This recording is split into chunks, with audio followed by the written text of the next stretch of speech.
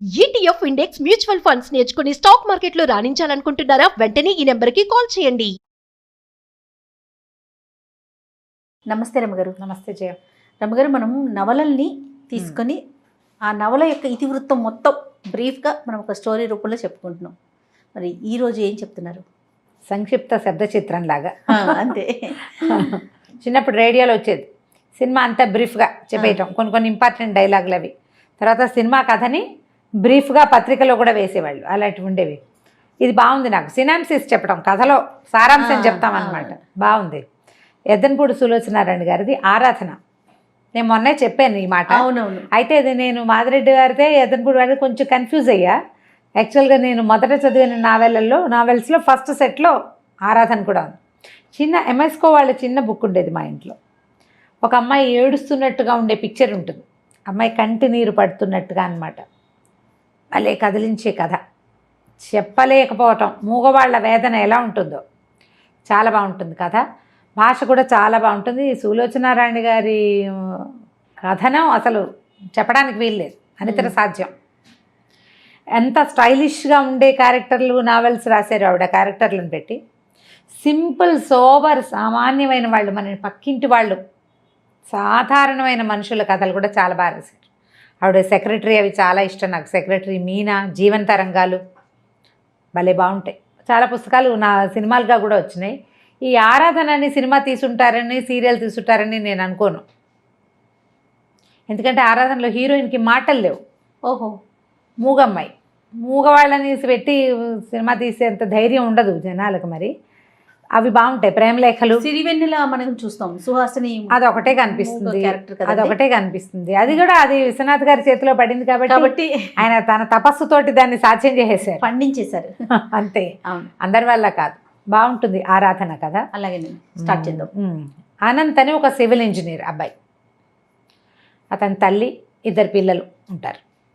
ఆవిడ పెద్ద కోడలు చనిపోయాక ఓ రెండేడు సంవత్సరాలు అయ్యాక అతనికి మళ్ళీ పెళ్లి చేయాలని సంకల్పిస్తారు. బాగా ఆలోచించి ఒక మూగ అమ్మాయిని పెళ్లి సంబంధం కుదురుస్తారు. అమ్మ నాన్న లేని అమ్మాయి తన పింతల్లి పంచన చేరి ఉంటుంది. అట్లా ఎవరు లేని, దిక్కులేని పిల్లలు, నోట్లో నాలుక లేని వాళ్ళు కనబడితే ఊళ్ళల్లో వాడేసేవాళ్ళు పాతకాలంలో. ఇప్పుడు కొంచెం జనాల్లోకి తెలివితేటలు వచ్చినాయి. కానీ ఆ అమ్మాయికి ఊరుమ్మడి సొత్తు, అందరిళ్లలో పనిచేసి పెట్టడం, మంచి పనిమంతురాలు. చిన్నది ఒక 20 ఏళ్ళ అమ్మాయి. అయితే ఆ పింతల్లికి ఒక 1000 రూపాయలు ఆశపెట్టి ఈవిడ ఈ అమ్మాయిని తన కొడుక్కి చేసుకుంటుంది. అది బాగా బతిమలాడుతుంది. అతను ఒప్పుకోడు కానీ బలవంతంగా ఒప్పిస్తుంది. అంతర్వాహినిలాగా కలిసిపోతుంది. ఆ పిల్ల మూగది, ఏమి భావాలు ఏమి ఉండవు. అక్కడ పింతల్లి పంచని చేరి బతుకుతుంది. హాయిగా ఇల్లు వాకిలి ఏర్పడితే తనదంటూ ఓ సంసారం ఉంటే ఇల్లు దిద్దుకుంటుంది. పల్లెటూరులో పిల్ల, పని పాట వచ్చిన పిల్లని చూసి ఆవిడ నిర్ధారించుకుని ఆ అమ్మాయిని పెళ్లి చేస్తుంది.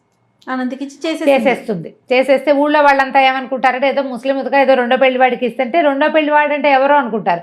ఈ పిల్ల సామాన్యంగా చామన్చాయిగా సామాన్యమైన పర్సనాలిటీ, కాస్త ఒత్తైన జడ తప్పిస్తే ఏముండదు, మామూలు పిల్ల. అతను చాలా అందమైన వాడు, తెల్లగా పొడుగ్గా మంచి స్ఫురద్రూపి అయినవాడు. ఇద్దరు పిల్లలు. అందరు ఆశ్చర్యపోతారు, ఇది మూగ పిల్లకి భలే అదృష్టం పట్టింది అని. తీరా సరే మీరెవరు రావక్కర్లేదు, దూరభారం పట్నం కదా అని చెప్పి అమ్మాయిని తనతో పాటు తీసుకెళ్ళిపోతుంది ఆవిడ. ఇంటికి వెళ్ళాక ఒక 5-6 ఏళ్ల పిల్ల, ఒక 3-4 ఏళ్ల పిల్లాడు. ఈ పిల్లలు, ఈ అమ్మాయి మంచి పనిమంతురాలు కదా. పల్లెటూళ్ళల్లో పనిచేసిన వాళ్ళకి పట్టణాల్లో చిన్న ఇళ్లలో పనులకు ఏం లెక్క ఉంటాయి. మెల్లిగా అత్తగారింట్లో అలవాటు పడుతుంది. అతనేమి అమ్మాయి ఇంట్లో ఒక పని మనిషి కింద ఉంటుంది అంతే. అతని అమ్మాయితో ఏమి మాట్లాడు, పిలవడు, చేయడు, ఏమీ ఉండదు. అంటే ముట్టనట్టు ఉంటాడు, తన దారిని తను ఉంటాడు. ఈ పిల్ల ఇంకా మెల్లిగా ఇంట్లో స్థిరపడుతుంది. భర్తని చూడడానికి, మరి భర్త అనేసరికి ఒక ఫీలింగ్స్ ఉంటాయి కదా. మనిషి ఏమో చాలా అందమైన వాడు అతను. కొద్ది రోజులు అట్లా గడుస్తుంటే ఒకరోజు ఎవరో చుట్టాలు వస్తున్నారని అన్ని పలహారాలు అవి చేయిస్తుంది కోడలతో అత్తగారు. ఇంట్లో పని మనిషి మానేస్తుంది. ఆ పనులన్నీ కూడా ఈ అమ్మాయి మీద పడితే తన ఇల్లు, తన భర్త, తన పిల్లలు, తన అత్తగారు అనుకుంటుంది. ఎవరో చుట్టాలు వస్తున్నారని, వాళ్ళు వచ్చాక నీకు చాలా విషయాలు తెలుస్తాయని మొత్తం జరిగిందంతా చెప్తుందనమాట. తనకి తండ్రి లేడు ఈ అనంత్కి చిన్నప్పుడే. లేకపోతే సరే ఆవిడే ఊళ్ళో ఏదో చిన్న పొలం అవి ఉన్నాయి, హైదరాబాద్ వచ్చి ఆవిడ పిల్లల్ని ఇంజనీరింగ్ చదివించుకుని చాలా బాగా చదువుకున్నాడు, సివిల్ ఇంజనీర్ అతను. సరే ఏవో చిన్న పనులు చేస్తున్నాడు. ఆడపడుచులు 2 ఉన్నారు ఈవిడికి. వాళ్ళల్లో ఒకళ్ళ పిల్లని ఇచ్చి చేసుకోవాలని వాళ్ళు అడిగారు. మొదటంతా వీళ్ళతో బాగా ఉండలేదు, కానీ పిల్లాడికి మంచి చదువు పెద్ద ఉద్యోగం వచ్చే అవకాశం ఉండేసరికి వాళ్ళు అడిగితే వీళ్ళు ఒప్పుకోవాలి. ఈవిడికి ఏంటంటే తనకి కూతురు లేని లోటు తీరుస్తూ ఇప్పుడు మా పిల్లాడిని చక్కగా చూసుకుని ఆలోచించుకుంటారు కదా, ఒకడే కొడుకు, వాడికి మంచి పెళ్ళం కావాలని. వాళ్ళు ఎవ్వరూ తన కొడుక్కి సరిపోయే పిల్లలుగా తోచరు. ఇతను ఏం చెప్తాడంటే, నేను పిల్లని ప్రేమించాను, సుధా అంటే అత్త కూతురు, ఏ అత్త కూతురుని చేసుకోమంటున్నారో దాని ఫ్రెండ్ చాలా బాగుంటుందని చెప్పాడు. మనమే వెళ్ళి వాళ్ళ ఇంటికి వెళ్ళి పిల్లని అడగాలమ్మా అన్నాడు. ఇప్పుడు ఆశ్చర్యపోతుంది, మనం వెళ్ళి అడగటం ఏమిట్రా, బలంతంగా ఒప్పిస్తాడు. బాగుంటుందని. తీరా వెళ్తే వాళ్ళ ఇంటికి ట్యాక్సీలో తీసుకెళ్తాడు. వెళ్ళాక ఆవిడకి తెలుస్తుంది వాళ్ళు బాగా డబ్బున్న వాళ్ళు, 2-3 ఆడపిల్లలు, ఎవరో తెలిసిన వాళ్ళు ఉంటారు. వాళ్ళు ఊరికే హలో అంటారు, కానీ పిల్లేమో బెంగాణి బొమ్మల్లే చాలా అందంగా ఉంటుంది, అపరిమితమైన నాజూకు, బోల్డంత ఆస్తిపరులు. ఈవిడ ఒప్పుకోదు ఆ పెళ్ళికి. వాళ్ళు పెళ్లి గురించి వాళ్ళు ఏం మాట్లాడరు. ఈవిడ ఆ ఇంటికి వెళ్ళి మీ పిల్లని మా పిల్లాడికి ఇవ్వండి అని అడగటం ఎలాగో ఈవిడికి అర్థం కాదు. ఇంటికి వచ్చాక తల్లి కొడుకు పోట్లాడుకున్నారు. ఆవిడ చెప్తుంది అనమాట ఈ సంగతి అంతా. తను చక్కగా కలిసిపోతుంది, నాకు ఎంతో ఇష్టం, ఆ రాధ అంటే పంచప్రాణాలు ఈ అనంత్కి. ఈవిడేమో అసలు ఆ పిల్లని పెళ్ళంగా ఉంచుకోవాలంటే నువ్వు ఎన్ని చెయ్యాలో తెలుసా, ఎన్ని పద్ధతులు మార్చుకోవాలంటే. వాళ్ళు కూడా పేదవాళ్ళేనమ్మా, మనలాంటి వాళ్ళే. క్రమంగా సంపాదించాడు ఆయన, పిత్రార్జితం కాదది. నేను కూడా అలాగే సంపాదిస్తాను, ఇంజనీరింగ్ చదివి నేను సంపాదించలేనా అంటాడు. రోజులు గడుస్తాయి. ఒకరోజు సాయంకాలం ఆ రాధని వెంట పెట్టుకుని పెళ్లి చేసుకుని తీసుకొచ్చేస్తాడు. ఓహో. తీసుకొచ్చాక ఆవిడకి తెలుస్తుంది ఆ అమ్మాయి ఒట్టి మనిషి కాదు. ఇక తొందరపడి పెళ్లి చేసేసుకున్నాడు. ఆ వచ్చిన రోజు నుంచి తప్ప మరుసటి రోజు నుంచి వీళ్ళ జీవితాల్లో సుఖం లేదు. ఇంకా మర్నాడు వాళ్ళ అమ్మ నాన్న వచ్చారు, తిట్టిపోసారు, నానా గోలా చేశారు. తర్వాత కొంచెం మెల్లిగా నెలలు వచ్చినాయి. దాని ఫ్రెండ్స్ వచ్చేవాళ్ళు. వీళ్ళు మా అమ్మాయి ఖరీదైన ఇళ్లలో ఉన్న అమ్మాయి, ఇంత చిన్న ఇల్లు ఇరుగ్గా ఉంది, పరిసరాలు బాగుండలేదు అంటే ఊళ్ళో ఉన్న ఇల్లు పొలం అన్నీ అమ్మేద్దామని తల్లిని బలవంత పెట్టాడు. ఊళ్ళో పొలాలు అమ్మేశారు.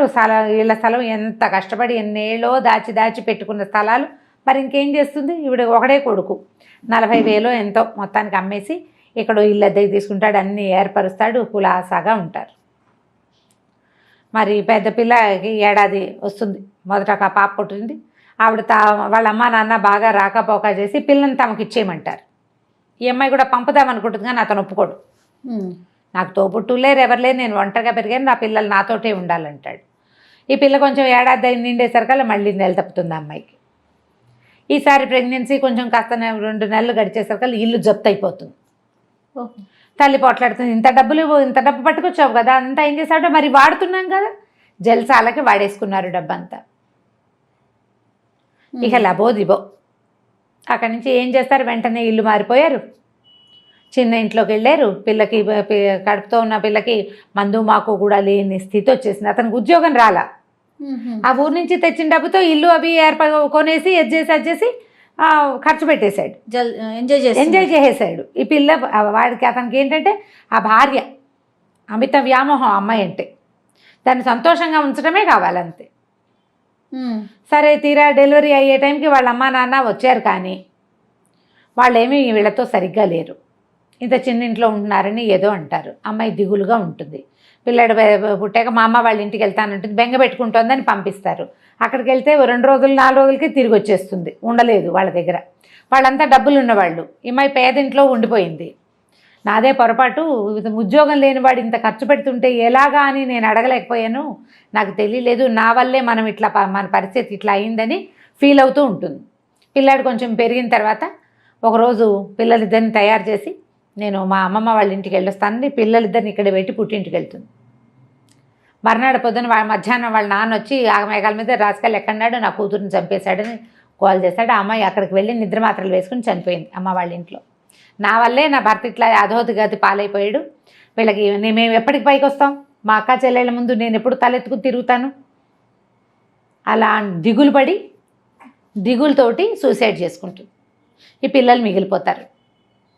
అది కష్టం మీద ఇప్పుడే ఏదో ఉద్యోగం, ఒక కాంట్రాక్టు లభించింది, సొంతంగా కాంట్రాక్టులు చేసుకుంటున్నాడు. ఇది మనసులో పెట్టుకో. ఆ రాధని మర్చిపోలేడు వాడు. ఆ రాధ ఒక నిర్భాగ్యురాలు, అది ధైర్యంగా నిలబడ్డం చేతకాక, భర్తను సపోర్ట్ చేయలేక, తొలి కాలంలో తెలివి తక్కువతనంతో, తర్వాత కాలంలో బలహీనతతోటి చచ్చిపోయింది అని కోడలికి విస్తారంగా జరిగింది చెప్తుంది. ఆ భార్య మహాసౌందర్యవతి, పరమనాజుకు, అత్యంతంగా ప్రేమించాడు. ఈ సామాన్యమైన అమ్మాయిని భార్యగా కూడా ఇతను అంగీకరించాడు. తెలిసింది కదా, సరే కొంతకాలం మెల్లిగా అలవాటు అవుతుంది, లేని ఊరుకుంటుంది. చుట్టాలు ఎవరో వస్తారనుకుంటారు, వాళ్ళు రారు. మెల్లిగా ఇంట్లో అలవాటు పడిపోతుంది. ఏవో చిన్నవి ఇంట్లో వచ్చే సాధారణంగా అందరి ఇళ్లలో వచ్చేవే వస్తూ ఉంటాయి. కొంతకాలం అయ్యాక ఈవిడికి ఎక్కడికో వెళ్ళేందుకు అవకాశం వస్తుంది. ఫ్రెండ్స్ ఎవరో ఎక్కడికో వెళ్తున్నారు, మరి వాళ్ళతో పాటు యాత్రలకు వెళ్తానంటుంది. కొంచెం డబ్బులు వస్తున్నాయి వీళ్ళకి, కాస్త పర్వాలా. ఆయన అతను కాంట్రాక్ట్లు చేస్తున్నాడు, ఏదో హోటల్ కాంట్రాక్ట్ ఏదో తీసుకున్నాడు, డిజైన్లు గీసుకుంటూ ఉంటాడు. అయితే ఏమవుతుంది, ఆవిడ ఊరు వెళ్తానంటుంది. అన్నపూర్ణకి ఇదంతా అలవాటైపోయింది. పూర్ణ అమ్మాయి అన్నీ అలవాటైపోయినాయి. పిల్లల్ని చూసుకుంటుంది, పాలవి అవి రాయటం వచ్చు. ఆ అమ్మాయికి చెవులు వినిపిస్తాయి, మాట్లాడడం రాదు, రాసి చేయగలదన్నమాట. సరే వెళ్ళిపోతుంది ఆవిడ ఊరు. ఈ పిల్లల్ని పెట్టుకుని ఈ అమ్మాయి ఉంటుంది. ఒకరోజు ఏదో మేడ మీద పప్పు ఎండబోయటానికి వెళ్తుంది. పప్పులో పిల్లాడు నీళ్లు పోసేస్తాడు ఆటకి. ఎండబోయటానికి వెళ్తుంది. దిగి వచ్చేటప్పుడు అతను కనపడతాడు, సందు చివరి నుంచి భర్త వస్తే అతను మేడ మీద ఉంటే కేకలేస్తాడేమోనని గబగబా దిగిపోతూ చెంగు వదిలించుకుని వచ్చేస్తుంది. పిల్లాడు కష్టపడిపోతాడు పైనుంచి. వాడి ముక్కు మూతు పగిలిపోతాయి. తెలుస్తుంది బ్లడ్ వచ్చేసింది. సరే ఏదో పౌడర్ రాసి ఏదో చేయబోతుంది. ఈ లోపల తండ్రి వస్తాడు. ఈ పిల్ల ఏం చెప్తుందంటే, పిల్లకి ఈ అమ్మాయి మొహం గిట్టదు. 5-6 ఏళ్ళు వచ్చినాయి కదా, చుట్టుపక్కల ఇళ్లలో పెత్తనాలకు వెళ్తుంది. అది మీ పిన్ని వస్తే మీ నాన్న మీ పిన్ని ఒకటైపోతారు, మిమ్మల్ని బాగా చూడరు, సవితల్లి ఫీలింగ్ ఎక్కిస్తారు దానికి. అదంతసేపు మూగిపోద్దని దీన్ని అమ్మాయిని అన్నపూర్ణని తిడుతూ ఉంటుంది, ఎక్కిరిస్తుంది పిల్ల. 4-5 ఏళ్ల పిల్లలు అలా బిహేవ్ చేస్తారు. ఆ పిల్ల ఏం చేస్తుంది, నాన్న తమ్ముడు పప్పులో నీళ్ళు పోసాడని పిన్నే తమ్ముడు తోసేసింది అంటుంది. అయ్యో అనేసరికి చెంపకాయ కొడతాడు ఈ అమ్మాయిని. అసలు పిల్లల కోసమే కదా నువ్వు వచ్చావు, వీళ్ళు లేకపోతే నీ మొహం చూడాల్సిన అవసరం కూడా ఉండేది కాదు నాకు అని చెప్పి ఈ పిల్లాడినేమో హాస్పిటల్కి తీసుకెళ్తాడు. ఆ రాత్రంతా భారంగా గడుస్తుంది. మర్నాడు పొద్దున పిల్లాడు మాటలు వచ్చేసిన పిల్లవాడే కదా, వాడు పిన్ని నన్నేం తోయలేదు, నేనే పడిపోయాను చెప్తాడు. ఆ పిన్ని దిగేశాక నేను పడ్డానని చెప్తాడు. పిన్ని అక్కడ లేదా, దిగేసింది, అయినా పిన్ని నన్ను కొట్టదు, పిన్ని మంచిది. అక్కే ఎంతసేపు పిన్నితో ఎక్కిరిస్తుంది, పిన్నితో సరిగ్గా మాట్లాడుతూ అడుగుతాడు కూతుర్ని, అలా ఎందుకు చెప్పావు నువ్వని. ఏమో నాకేం తెలుసు, పప్పులో నీళ్ళు పోసాడు, నేను కేకలేశాను, ఆవిడేం అనలేదు, మూగిది కదా అదేం అందు, పైనుంచి వచ్చింది, వెనకాల వాడు పడ్డాడు, పిన్ని తోసేసింది అనుకున్నా కోపంతో అని చెప్పేస్తుంది. ఇక ఈ భార్యని పాపం అతనికి ఏం చేయాలో తెలీదు, దీనికి మాటలు రావు. ఒకవేళ నేను కాదు అవును అని చెప్పడానికి కూడా అమ్మాయికి చేత కాదు. సరే ఇంకా భార్యను కన్సోల్ చేసి దగ్గరికి తీసుకుంటాడు. మెల్లిగా ఆ అమ్మాయితోటి ఉండటానికి అలవాటు పడిపోతాడు. అమ్మాయి ఎక్స్ప్లాయిట్ చేయడం చేత కాదు, తనకి క్లోజ్గా ఉంటుంది అంతే. ఆ ఊరు నుంచి వచ్చిన తర్వాత అత్తగారికి తెలుస్తుంది వీళ్ళిద్దరూ బాగా క్లోజ్ అయ్యారు, అతను మామూలుగా ఉంటున్నాడు ఈ అమ్మాయితోటి అని. కొద్ది రోజులు గడిచాక ఈ అమ్మాయి ప్రెగ్నెంట్ అవుతుంది. అయ్యేసరికల్లా ప్రెగ్నెన్సీ పనికి రాదనుకుంటారు వీళ్ళకి అన్ని పనులు చేసేయాలి, ఇల్లంతా ఏర్పాటు చేసేయాలి, మంత్రదండ ఉన్నట్టుగా ప్రవర్తించాలి. కానీ వాళ్ళకి హక్కులు ఉండకూడదనే ఒక ధోరణి. ఎవరికి కొడుక్కి కొంచెం ఉంటుంది, అత్తగారికి ఎక్కువ ఉంటుంది. భయాలు వస్తాయి రకరకాలు. ఇప్పుడు ఏదో ఇంట్లో అన్నీ చూసుకుంటోంది, పిల్లలు పుడితే పిల్లల్ని సరిగ్గా చూడదేమో, ఆ భయం ఉంటుంది కదా. అక్కడి నుంచి ఏం చేస్తుంది అత్తగారు, వద్దు ప్రెగ్నెన్సీ, అతను కొంచెం ముందు వెనక ఆడతాడు, ఏమై కాదమ్మా డాక్టర్ దగ్గర తీసుకెళ్ళి నిర్ధారించుకుని ఒక ఇంజక్షన్తో సరిపెడతామని చెప్పి ఈ అమ్మాయికేమో అదంతా అర్థమైపోతుంది. ఆ పొట్టలో ఉన్న పిల్లే నాది, అమ్మా నాన్న లేరు, భర్త బాగున్నప్పుడు బాగుంటాడు, లేనప్పుడు లేదు. ఆ పిల్లలు ఎప్పుడు పరాయి పిల్లలే, తను ఎంత బాగా చూసినా కూడా. తన పొట్టలో ఉన్న శిశువు తనది, ఆ బేబీని ఉంచుకోవాలనుకుంటుంది. ఇంజక్షన్ చేయించడానికి ఆ డాక్టర్ దగ్గర తీసుకెళ్తాడు, ఇంగ్లీష్లో మాట్లాడతాడు. అంతా అయ్యాక అమ్మాయి ప్రిస్క్రిప్షన్ ప్యాడ్ మీద వద్దు నాకు ఇంజక్షన్ చేయదు, నాకు ఈ పిల్ల కావాలని రాసేస్తుంది. డాక్టర్ ఏమో అది చూసి అతను చెడమడా కేకలేస్తుంది. తెలియకుండా చేస్తే ఎలాగండి, నేను అట్లా చేయను, ఇది ఇల్లీగలు అని చెప్పేసి ఇంటికి తీసుకొచ్చి చెడమడా కేకలేస్తాడు, బాగా కేకలేస్తాడు. నువ్వు వెధవం చేస్తావు, ఇక్కడే చెప్పచ్చు కదా ఆ మాట అంటాడు. ఇక్కడ చెప్పడానికి అత్తగారు అవకాశం ఇవ్వదు. అక్కడికి వెళ్ళాక ఇంకేం అవకాశం, దొరికిన అవకాశం యూజ్ చేస్తుంది అనమాట. దాంతో అతను ఏం చేస్తాడు, ఇక భార్యతో మాట్లాడడం మానేస్తాడు. అత్తగారు అసంబద్ధంగా ఎవడైనా సరిగ్గా ఉండదు. కొంచెం నెలలు వస్తాయి, 4-5 నెలలు అయితే ఏమవుతుంది, అతను ఏదో హోటల్ కట్టే ప్లాన్ వేస్తున్నాడు కదా, ఆ హోటల్ అంతా రెడీ అయ్యాక భార్యని పిల్లల్ని అందరిని తీసుకెళ్తాడు చూపించడానికి, తల్లిని అందరిని తీసుకెళ్ళేసరికి అలా పైకి వెళ్ళాక ఈ అమ్మాయి కనిపిస్తుంది. వాళ్ళంతా సంతోషంగా ఉన్నారు. నేనే ఏమిటో పరాయి దాన్ని, ఈ పిల్ల మీద వ్యామోహం ఏమిటి నాకు, వీళ్ళకి నేను ఎలాగో పనికిరాను. ఎందుకంటే అతను మాట్లాడలేదు, అమ్మాయి సామాన్యంగా సింపుల్గా ఉంటుంది. అతను మనిషి బాగుంటాడు, పిల్లలు అందంగా ఉంటారు. అత్తగారు తల్లి కొడుకు అతుక్కుని ఉంటారు, వాళ్ళు క్లోజ్ ఎక్కువ తల్లితోటి ముందు నుంచి కూడా. తన మీద తనకే ఒక రకమైన ఇష్టం వస్తుందన్నమాట. ఈ కడుపులో ఉన్న శిశువు మీద కూడా ఆకర్షణ పోతుంది. అంతకుముందంటే ఆ పిల్ల నాకు కావాలనుకుంటుంది కదా, ఏం చేస్తుందంటే ఇక్కడి నుంచి దూకేయాలనుకుంటుంది. మెట్లు లేని వైపుకి కాలు వేసి దిగిపోతుంది, పడిపోయేసరికి ప్రెగ్నెన్సీ పోతుంది. అత్తగారు అయ్యో అదేమిటో అమ్మ కాలు చెయ్యో విరిగితే ఎంత పని అయ్యేది అంటుంది. వీళ్ళకి కావాల్సింది అదే కదా, ఇప్పుడు తీగానే మాట్లాడతారు. వీళ్ళు పిల్లని లేకుండా చేయాలనే కదా చూశారు. సరే బాగా సారీ చెప్తాడు. మెల్లిగా కొన్నాళ్ళకి మళ్ళీ లైన్లో పడుతుంది, అంతా నార్మల్గా ఉంటుంది. ఇతనికి కొత్త పనులు వస్తాయి, పరిచయాలు పెరుగుతాయి, పెద్ద ఇల్లు తీసుకుంటారు, వాళ్ళంతమంది వస్తూ ఉంటారు. క్రమంగా ఈ అమ్మాయికి ఇతనితో క్లోజ్గా ఉండాలనే ఫీలింగ్ కూడా. ప్రెగ్నెన్సీ పోయేసరికల్లా ఆడవాళ్ళకి సహజంగా ఒక అయిష్టం వచ్చేస్తుంది. అంతకుముందు భర్త అంటే చాలా ప్రీతి అవన్నీ ఉంటాయి, పాపం సహజంగా ఉండేదే కదా. కానీ ఈ పార్టీలు ఫంక్షన్లు వాళ్ళని వీళ్ళని పిలవటాలు ఎప్పుడు పనిచేస్తూనే ఉంటుంది. ఓ రోజు ఎవరో వస్తారు చాలామంది, వాళ్ళు ఒక చంటి పిల్లని తెస్తారు, వాడు తెగ ఏడుస్తాడు. ఆ పార్టీలో ఏడిస్తే ఈ పొద్దు నుంచి పని చేసుకుంటూ పిచ్చి చీర జుట్టు జడంతా పిచ్చిగా పాయలు బయటకు వచ్చేసి మాసిపోయినట్టున్న బట్టలతో ఉన్న ఈ అమ్మాయి ఏం చేస్తుంటే పిల్లాడు ఏడుపుని తట్టుకోలేకపోతుంది. కొంచెం ప్రెగ్నెన్సీ పోయి ఉంది కదా, ఆ పక్కన పరిగెత్తుకుంటూ వచ్చి ఆ పిల్లాడిని తీసుకెళ్తుంది లోపల. పని మనిషి అనుకుంటారు వాళ్ళు. పిల్లాడు పాలు తాగిచ్చింది, ఫ్యాన్ వేసి కాస్త చొక్కా బొడదీసి కాస్త ఏదో మంచినీళ్ళు పట్టేసరికి వాడు సర్దుకుంటాడు. ఆవిడ లోపలికి వస్తుంది, పాలు ఉన్నాయా అవి ఉన్నాయి అని అడుగుతూ. తీరా అతను ఆవిడ చెప్తున్నాను, మీరు ఇంకా పెళ్లి చేసుకోవచ్చు, అదేంటి పెళ్ళి ఎందుకంటే ఇదిగో నా వైఫ్ ఈవిడే అంటే ఆశ్చర్యపోతుంది ఆవిడ. అమ్మాయి అన్నాము, తను మూగది, మాట్లాడలేదు, బయటికి రాదు, పని చేస్తుంది ఎక్కువగా అని చెప్తాడు. వాళ్ళు ఆశ్చర్యపోతారు. అప్పటి నుంచి ఇతనికి ఏమనిపిస్తుందంటే వైఫ్ని అన్ని చోట్లకి తిప్పాలి, ఈ అమ్మాయిని ఇట్లా మూల ఉంచకూడదు అనిపిస్తుంది. వెనకాలకు తిప్పుకుంటాడు, భార్యను బాగా దగ్గర తీసుకుంటాడు. అత్తగారికి నచ్చదు, దీనికి ఎందుకురా మూగిది, అది ఇంట్లో ఉండేదానికే అంటుంది. అయినా అతను ఒప్పుకోడు. కాదమ్మా నేను అట్లా వదిలేను, తను వచ్చాకే నా జీవితం బాగుపడింది, ఇల్లు ఎప్పుడు శుభ్రంగా ఉంటుంది, పిల్లలు కడిగిన ముత్యాల్లా ఉంటారు, ఖర్చు రూపాయి ఎంత రూపాయి ఇస్తే అందులోనే ఖర్చు పెడుతుంది, ససేమిరా రూపాయి ఎక్స్ట్రా చేయదు, మంత్రదండం ఉన్నట్టుగా ప్రవర్తిస్తుంది, చేతిలో పని చేసుకుంటుంది. రాధతో నా జీవితం ఇలా కావాలనుకున్నా, కానీ రాధకి పని రాదు, పాట రాదు, ఏమీ రాదు, అందం తప్ప. నేను రాధని ప్రేమించాను కానీ నాకు కావాల్సింది ఇది జీవితం, ఇది ఈ అమ్మాయి దగ్గర ఉంది అని ఇంకా భార్యను తనతో పాటు తిప్పుకోవటం మొదలు పెడతాడు. కొద్ది రోజులు అయ్యాక ఎవరో ఒక పార్ట్నర్ కలుస్తారు. ఆ పార్ట్నర్ వాళ్ళ పిల్లలు బాగా తిరుగుతుంటారు. వాళ్ళకు సరోజని ఒక యంగ్స్టర్ పిల్ల ఒకటి ఉంటుంది, ఒక 20 ఏళ్ల పిల్ల. అది హ్యాండ్సమ్గా ఉన్న ఈయనకి అట్రాక్ట్ అవుతూ ఉంటుంది ఎంతసేపు. ఆనంద్కి ఇతను వెనకాల పడుతుంది, ఎంతసేపు అక్కడికి వెళ్దాం రా అని తీసుకెళ్తుంది. కొంచెం హ్యాండ్సమ్గా ఉన్న మగవాళ్ళు కనిపెట్టేసరికి పిల్లలకి అవకాశం ఉందనుకో, వీళ్ళు ఆటోమేటిక్గా కొంచెం అట్రాక్టివ్గా ప్రవర్తిస్తారు, ఫ్లర్టీగా ప్రవర్తిస్తుంది. ఈవిడికేమో ఆ పిల్ల వస్తే బాగుందనిపిస్తుంది అత్తగారికి. ఈ పిల్ల నువ్వు నేను ఉంటామా, మన ఇల్లు ఎప్పుడూ నిశ్శబ్దంగా ఉంటుంది. పిల్లలిద్దరు, రెండో పిల్లాడు కూడా స్కూల్కి వెళ్ళిపోవటం మొదలు పెడతాడు, పని లేదు, పని వాళ్ళు ఉన్నారు ఇంట్లో. అత్తగారు రోజు సరోజన చేసుకుందాం వీడికి అని మొదలు పెడుతుంది. ఆ రోజుల్లో ఇలా ఉండేవి. ఇది ఎర్లీ 70s ఏమైనా రాశారా, లేట్ 70s రాశారనుకుంటా. మూడో పెళ్లి చేద్దామని ఉంటుంది. ఈ మూగ పిల్లని చేసుకుని ఏం చేస్తాడు, వాడు లక్షాధికారి అయ్యాడు, ఇప్పుడు సంపాదిస్తున్నాడు, సంఘంలో పరువు ప్రతిష్ట, నలుగురిలో బయటికి వెళ్ళాలి, ఎవరైనా తీసుకెళ్ళాలి తనతో పాటు. ఈ పిల్లకి మాటామంతి రాదు, సామాన్యంగా ఉంటుంది. వాడు అందానికి తగిన పిల్ల కాదు. అనవసరంగా తొందరపడి ఈ పిల్లని చేసుకున్నానేమో అనిపిస్తుంది ఆవిడికి. ఆయన పిల్లల్ని పెంచి పెద్ద చేస్తుంది, స్కూల్కి పంపుతుంది, చక్కదిద్దుతుంది, అవన్నీ వేరే, పనికిరాదు, అయినా పనికిరాదు.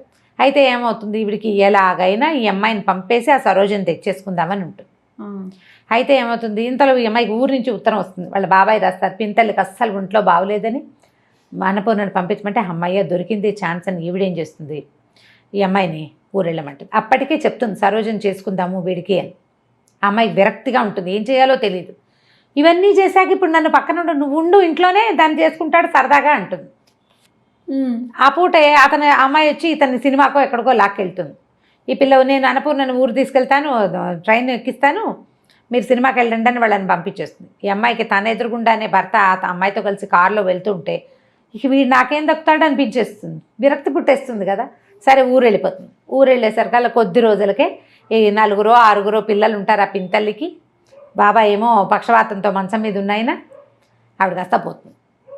పిన్ని పోయేసరికల్లా మరి ఆ ఇల్లు భారం ఎవరి మీద పడుతుంది? ఈఎంఐ, ఆ ఇంటికి పెద్దది ఈఎంఐ. సరే ఇంకా మెల్లిగా అక్కడ స్థిరపడుతుంది. పోయిందని తెలియగానే ఈవిడేమనుకుంటుంది, రాజేశ్వరమ్మ గారు అనంత్ వాళ్ళ అమ్మ, అమ్మయ్య ఆ ఇంట్లోకి దీని అవసరం ఉంది, ఎలా ఫిక్స్ అయిపోతుంది, కొన్నాళ్ళ పాటు రాదు, ఆ లోపల మన వ్యవహారం చక్కబెట్టేసుకోవచ్చు అనుకుంటాం. అక్కడి నుంచి వచ్చి 2 రోజులు ఇక్కడ ఉండి మరి 4 చూసి నేను వెళ్ళొస్తాను, కాస్త డబ్బులు ఏవో కోడల చేతిలో పెట్టి ఇక్కడ అన్నీ సర్దుకున్నాకే మెల్లిగా రా, తొందర ఏం లేదు అని కోడల చేత మా భర్త ఇంకో పెళ్లి చేసుకున్నాడు, నాకు అభ్యంతరం లేదని కాగితం మీద సంతకం పెట్టించుకుని పట్టుకెళ్తుంది. ఈవిడే అతని పార్ట్నర్ తోటి మాట్లాడితే మీ కోడలు కనుక సంతకం పెడితే మేము పెళ్ళికో రెడీ అని చెప్పారు. వాళ్ళు ఒప్పుకున్నారు. సంతకం పెట్టి ఈ కాగితం నా దగ్గర ఉంటే వాళ్ళు ఒప్పుకుంటారని చెప్పి సైన్ చేయించేసుకుంటారు. ఎన్ని రోజులైనా ఈ అమ్మాయి ఇక్కడి నుంచి కదలకపోయేసరికల్లా బాబాయికి ఆశ్చర్యంగానే ఉంటుంది, ఏమిటి వెళ్ళదు, వాళ్ళ అత్తగారు ఉత్తరం రాయదేమిటి అని. అయితే మెల్లిగా ఏం చేస్తుందంటే ఈ బాబాయ్ గారు మరి ఇంకేం చేస్తారు, ఇల్లు చూసుకోవాలిగా, ఆయన ఏమో ట్యూషన్లు చెప్పడం మొదలు పెడతాడు. ఈ అమ్మాయి ఏమో ఈ పిల్లలకి వెనకాల దొడ్డంతా బాగు చేసి కూరగాయలు వేయిస్తుంది, బట్టలు కుట్టించి నలుగురికి ఊళ్ళో. మరి వీళ్ళకి డబ్బులు ఎక్కడి నుంచి వస్తాయి పాపం? అంతకుముందు పిన్ని ఏదో చేసేది. మెల్లిగా పిల్లల్ని ఇల్లు సంసారం అక్కడ దిద్దింది కదా, ఇక్కడ కూడా దిద్దడం మొదలు పెడుతుంది. మొదలు పెట్టేసరికల్లా ఉత్తరం గిత్తరం ఏం రాదు. బాబాయ్ నిలదీసి అడుగుతాడు, ఏమిటమ్మా మీ ఆయన ఉత్తరం రాయలా, మా అత్తగారు ఉత్తరం రాయలేదంటే, బాబాయ్ ఇంక నేను వెళ్ళను, మా అత్తగారి ప్లాన్లో ఉంది, నా శక్తి ఉన్నంత వరకు నీ ఇల్లు కాపాడుతాను, నీతో పాటు నన్ను ఉండనివ్వని. ఆయన ఆశ్చర్యపోతాడు, ఏం చేయాలో అర్థం కాదు. ఊళ్ళో వాళ్ళకు కూడా అంతకుముందు చాలా అందమైన మొగుడు, మంచి ఇంజనీరు, అత్తగారు కూడా శుభ్రంగా ఉంది, అమ్మాయి వెళ్ళిపోతుంది అనుకుంటారు. వెళ్ళకపోయేసరికి వాళ్ళకి అనుమానంగానే ఉంటుంది, ఏమిట్రా వెళ్ళటం లేదు, వాళ్ళు ఉత్తరాలు రాయట్లేదు, ఉత్తరం వచ్చితే ఊళ్ళో తెలిసిపోతుంది పల్లెటూళ్ళలో. సరే సడన్గా ఒకరోజు ఇంక అయిపోయి ఉంటుంది పెళ్ళి అనుకుంటుంది. ఆవిడ ఉత్తరం రాస్తుంది అత్తగారు ఒకసారి, వాళ్ళ మేనమావలతో మాట్లాడామని, సింపుల్గా ఇంట్లోనే పెళ్లి చేయదలుచుకున్నామని, అంతా అయ్యాక ఇక్కడంతా సర్దుబాటు అయ్యాక ఉత్తరం రాస్తాను, వీలు చూసుకుని వచ్చేద్దుగానే రాస్తుంది. కోడలను వదలదు ఆవిడ, ఈ పని చేయడానికి కావాలి కదా, ఆ ఇల్లు దిద్దడానికి ఈ అమ్మాయి కావాలి. ఆ అమ్మాయి సరదాగా చిన్నపిల్ల, దానికేమొచ్చు ఈ పనులన్నీ? ఇల్లు వాకిలి చూడడం అంటే చిన్నపిల్లల వల్ల కాదు కదా, గడిగట్టిన వాళ్ళు కావాలి. ఉత్తరం రాయిస్తానని రాస్తుంది. ఆ ఉత్తరం తీసి బాబాయ్ చేతులు పడుతుంది, ఇదిగో ఇది నా పరిస్థితి అని. ఇక మెల్లిగా ఊళ్ళో స్థిరపడుతుంది. బట్టలు కత్తిరించడాలు, అవి ఇవి జాకెట్లు కుట్టడాలు, అమ్మాయికి వచ్చిన పనులు. మెల్లిగా దొడ్డి వాకిలి ఏర్పరిచి చిన్నపిల్లల్ని స్కూల్కి పంపించి, పెద్ద పిల్లల్ని స్కూల్ పంపించి తనతో ఉంచుకొని వంట పని నేర్పించి ఏదో తంటాలు పడుతూ ఉంటుంది. సడన్గా ఓ రోజు టెలిగ్రామ్ వస్తుంది. ఆయన మా బాబాయ్ అంటాడు, పూర్ణ ఏమిటమ్మా అట్లా అన్నావు, మీ ఆయన నిన్ను పంపించమని ఉత్తరం టెలిగ్రామ్ పంపించాడమ్మా చూడు అంటే. ఈవిడేమనుకో అమ్మ ఏమనుకుంటుందంటే, వాళ్ళకి ఏవో పిల్లలకు ఒంట్లో బాగుండలేదని ఇచ్చాడు టెలిగ్రాము, చిన్నపిల్ల దానివల్ల కాదు, అత్తగారు పెద్దది ఆవిడ వల్ల కాదు, అందుకని నన్ను పిలుస్తున్నారు వీళ్ళు, నేను వెళ్ళినాను వేసుకుంటాను. 4 రోజుల తర్వాత ఉత్తరం వస్తుంది. ఈయనకే రాస్తాడు, రంగనాథం గారు నేను అనంతని మా అమ్మ తీర్థయాత్రలకు వెళ్ళింది, పిల్లలకి తీవ్రమైన అనారోగ్యం, బాబు దక్కేలాగా లేడు, పూర్ణని పంపించండి, నేను ఒక్కడినే చూసుకోలేకపోతున్నాను, నాకు చాలా పని ఒత్తిడి, పిల్లలకి జ్వరాలు అని రాసేసరికి ఇక ఆగలేకపోతుంది. ఆ పిల్లాడంటే చాలా ముద్దు, పెంచిన మమకారం ఉంటుంది కదా. సరే అక్కడి నుంచి ఈ అమ్మాయి వస్తుందని వాళ్ళకి తెలియదు కదా, ఇంటికి రైల్వే స్టేషన్కి దగ్గరే, స్టేషన్ నుంచి ఇంటికి వెళ్ళటం తెలుసు తనకి. స్టేషన్ నుంచి ఇంటికి వెళ్ళేసరికల్లా డాక్టరు భర్త ఎదురుపడతారు ఇంట్లో నుంచి వస్తూ. ఈ అమ్మాయిని చూస్తూనే ఆశ్చర్యపోతాడు, ఎవరొచ్చారు ఎలా వచ్చావు అంటే ఏం మాట్లాడదు. సరే అని దారిస్తాడు, లోపలికి వెళ్తుంది. ఇల్లు నేను వదిలేని పెట్టిన ఇల్లేనా ఇది అని ఆశ్చర్యపోతుంది. ఇల్లంతా మురికి కూపం, అత్తగారు ఇట్లా ఉన్న ఇల్లు ఎలా వదిలిపెట్టి వెళ్ళిపోయిందో అర్థం కాదు అమ్మాయికి. పిల్లలు మంచాల మీద ఉన్నారు, మంచాన్ని బంతిలా ఉండే పిల్లాడు బల్లిలాగా మంచానికి అతుక్కుపోయి కనిపిస్తాడు. ఆ కూతురికి విపరీతమైన జ్వరం, ఇల్లంతా మందు సీసాలు, అతని చొక్కాకి గుండీలు లేవు, ప్యాంటు మీదంతా మందు మరకలు, ఇల్లంతా మహాలోకంలాగా ఉంటుంది, మాసిపోయిన బట్టలు ఎక్కడ పడితే అక్కడ. ఈయన టెన్షన్తో కాల్చేసిన సిగరెట్ పీకలు. ఏం చేస్తారు? అక్కడి నుంచి వచ్చాడు. వచ్చిన తర్వాత చూస్తే పిల్లకి బాగా సీరియస్ అయిపోతుంది. పిల్లవాడికి జ్వరం జారిద్దప్పుడే పిల్లకి సీరియస్ అయిపోతుంది. ఏవో మందులు తీసుకొస్తాడు. ఏం చేస్తుంది, ఇంకా గబగబా కొంగు బిగించి మెల్లిగా ఓ పక్క నుంచి మొదలుపెట్టి ఇల్లంతా ఊడ్చి ఎత్తిపోసి చెత్తలని పిల్లల పక్కలు మార్చి తను తెచ్చుకున్న పెట్టెలోంచి పక్క దుప్పట్లేవి, ఉతికిన దుప్పట్లే లేవు ఆ ఇంట్లో. తను తీసుకొచ్చిన సూట్ కేసులోంచి తన చీరలే, ఇస్త్రీ పెట్టుకున్న చీరలన్నీ మడతలు విప్పి మంచం మీద వేసి పిల్లల్ని పడుకో. శుభ్రమైన పక్కలు లేకపోతే జబ్బులు పెరిగిపోతాయి. ఆ ఇంట్లోకి రాగానే అతను కనిపిస్తుంది, అన్నపూర్ణ చేతిలో ఏదో మంత్రదండ ఉంది, ఇల్లంతా క్లీన్, గంటలో పక్కలు చూస్తే పడుకోవాలనిపిస్తుంది. ఎన్నిసార్లు అనుకుంటాడనమాట అతను, ఈ అమ్మాయి ఉండబట్టే నా జీవితం హాయిగా ఉంది అని. అది ఇప్పుడు అనిపిస్తుంది. సరే పిల్లవాడికి ఏదో ఎప్పటికీ ఎన్ని రోజులు తిండి పెడితే వాడు కోలుకుంటాడు. ఈ పిల్ల కాస్త బాగా దిగినాసి వెళ్ళిపోతుంది. ఒళ్ళు వెచ్చబడితే బతుకుతుంది, లేకపోతే లేదు. చల్లబడిపోయిందనమాట శరీరం, వెళ్ళు ఇదంతా పోయింది. సరే అక్కడి నుంచి చూస్తూ ఉంటారు ఇద్దరు ఒంటి మీద చేసి ఒక తెల్లవారుజామున ఎప్పటికో మొత్తానికి దానికి పిల్ల కాస్త పొట్ట దగ్గర వెచ్చబడుతుంది. సరే అప్పుడు లేచి మళ్ళీ మందేసి డాక్టర్ని పిలుచుకొచ్చి ఏదో చేస్తే మొత్తానికి పిల్ల సేఫ్. అక్కడి నుంచి పెళ్ళాని దగ్గర కూర్చోబెట్టుకుంటాడు. నువ్వు ఎందుకు వెళ్ళిపోయావు? ఎవరికైనా మంచి వాళ్ళకి అన్యాయం చేస్తే అది మనకే కొడుతుంది. నేను నీకు చేసిన అన్యాయం, నీ గర్భంలో ఉన్న శిశువుని చంపేద్దామని ప్రయత్నం చేసి ఎంత పొరపాటు చేశానో. పిల్లాడికి అనారోగ్యం వచ్చి వాడు తలకిందులైపోయినప్పుడు నాకు నువ్వే గుర్తొచ్చావు. నీ పట్ల చాలా అనుచితంగా ప్రవర్తించాను నేను. మా అమ్మ ఏమో ఇప్పుడు కొత్తగా ఇంకోటి మొదలుపెట్టింది. ఆ సరోజని నన్ను పెళ్లి చేసుకోమంటుంది. నాకు అలాంటి పెళ్ళాం అక్కర్లేదు. రాధని నేను చాలా ప్రేమించాను, కానీ నాకు రాధతో నాకు కావాల్సిన జీవితం అయితే లభించలే. అది నీ దగ్గరే లభించింది. నువ్వు ఉండటం వల్లే నేను హాయిగా ఉన్నాను. ఎంత పని చేసి వచ్చినా ఇంటికి వచ్చేసరికల్లా తెల్లటి పక్కలు, వేడి నీళ్ళు, శుభ్రమైన భోజనం, అంతకంటే ఏం కావాలి జీవితానికి? చాలా శ్రమపడి వచ్చిన వాడికి అదే కావాలి. నాకు ఆ విశ్రాంతి నీ దగ్గరే లభించింది. నేను వద్దన్నాను. నా మీద కోపంతో అమ్మ తీర్థయాత్రలకు వెళ్ళిపోయింది. నాకు తెలిసిన అమ్మాయి కడుపుతో ఉంటుంది. ఇవి వచ్చేసరికి తెలుస్తుంది అనమాట. తను ఆశ్చర్యపోవడానికి కారణం అమ్మాయి గర్భవతి అని తెలియదు ఇతనికి. లేత నెలల్లోనే వెళ్ళిపోతుంది. 4-5 నెలలు గడిచిపోయినాయి కదా వెళ్ళిపోయి. కొంచెం పొట్ట ఎత్తుగా కనపడితే ఇతనికి తెలుస్తుంది అనమాట. అప్పుడు నువ్వు ఇక్కడే ఉండిపో, నువ్వు ఇలాంటి ప్రయత్నం చేయొద్దు, నువ్వు నాతో పాటే ఉండు, నువ్వు లేనిదే నేను ఉండలేను. అసలు నేను రాధ వెళ్ళిపోయినా భరించగలిగాను, నువ్వు లేకపోతే నువ్వు ఉండటం నా వల్ల కాదని చెప్పేస్తాడు. ఏం సమాధానం చెప్తుంది అమ్మాయి? ఏంటి బోల్డని అనుమానాలు వస్తాయి. వీళ్ళకి తను అక్కర్లేదు అని తెలుస్తూ ఉంటుంది ప్రతిసారి. ఇప్పుడు తనే కావాలని అర్థమైంది కదా. ఇప్పుడు మాటలు లేవన్నమాట. ఇంకా ఇదే లాస్ట్ సీన్. ఎంత బాగా రాస్తారంటే చిన్న డీటెయిల్స్ కూడా ఎట్లా ఒకళ్ళు ఇంకొకళ్ళని అపార్థం చేసుకుంటారు జీవితంలో. పిల్లలు ఎట్లా కొంతమంది దగ్గర అవుతారు, ఎలా దగ్గరికి రారు. మనుషులు ఎంత స్వార్థపరులుగా ఉంటారు. చిన్నప్పటి నుంచి ఈ పిల్లతోటి పని చేయించుకుని పింతలేమో 1000 రూపాయలకి ఆశపడి ఈ పెళ్లి చేస్తుంది. చూడండి, అన్ని పనులు చేయించుకుని తన కొడుకు బాగా జీవితంలో స్థిరపడంగానే ఈ అమ్మాయిని వదిలించుకుని ఇంకో కోడల్ని తెచ్చుకోవాలనుకుంటుంది అత్తగారు. అలాగే ఉంటారు కదా మానవ నైజాలు. ఇట్లా జీవితానికి దగ్గరగా ఉండే కథలు కొన్ని ఎంత కదిలిస్తాయంటే, ట్రై చేసి అంటే అందరూ మనసు ఎక్కడ దొరుకుతుంది అని అడుగుతున్నారు. బుక్ షాపుల మీద పడి వెతకాలమ్మా. మన దగ్గరలో ఉన్న బుక్ షాప్స్ వెతుక్కోవాలి, బుక్ ఫెయిర్స్కి వెళ్ళాలి. మీరే కొత్తవి ఇన్వెంట్ చేసి చూసి కొత్త పుస్తకాలు తెచ్చుకోగలుగుతారు. నన్ను ఒకరు అడిగితే నేను అదే, మీరు వెళ్ళి షాప్కి ఏమైనా ఎక్కడ దొరుకుతుంది అని అంటే మందా మాక పుస్తకం షాప్లోకి వెళ్ళి కొనుక్కోవటమే, వెతకటం దానికోసం. బుక్ హౌస్లు మనకి ఆన్లైన్ కూడా దొరుకుతాయి. ట్రై చేసి కొని చదివి చూడండి. ఆరాధన, ఎద్దనపూడి సులోచనారాణి గారి ద బెస్ట్ నావెల్స్లో ద బెస్ట్ నావెల్. రీడింగ్ స్కిల్స్ని డెవలప్ చేయడంలో భాగమే ఈ నావెల్స్, ఈ కథలు చెప్పటం. మళ్ళీ ఒకసారి అంటే ఆల్రెడీ పుస్తకాలు చదివే హ్యాబిట్ ఉన్న వాళ్ళందరూ చదువుతారు, వాళ్ళకి మనం చెప్పనే లేదు. మళ్ళీ ఒకసారి గుర్తు చేసుకుని చదవాలనిపించేలాగా చేస్తుంది ఒకటి. అసలు పుస్తకాలు చదవటం అలవాట్లేదు, ఏదో చిన్న కథలు చదివే అలవాటు ఉన్న వాళ్ళకి మన ముందు కూడా ఇంత అత్యద్భుతమైన రచనలు ఉన్నాయి, జీవితానికి ఇంత దగ్గరగా ఉండే కథలు ఉన్నాయి, ఎన్ని మలుపులో చూడండి తెలియజేయటమే మన ఈ ప్రోగ్రాం యొక్క ఉద్దేశం. పుస్తకాలు కొనండి, చదవండి, గిఫ్ట్ చేయండి ఎవరికైనా. మీ అంతటా మీరు చదివితే ఉండే సంతోషం ఏమిటో చదివి తెలుసుకోండి. తప్పకుండా రమ్మ గారు. నమస్తే. నమస్తే.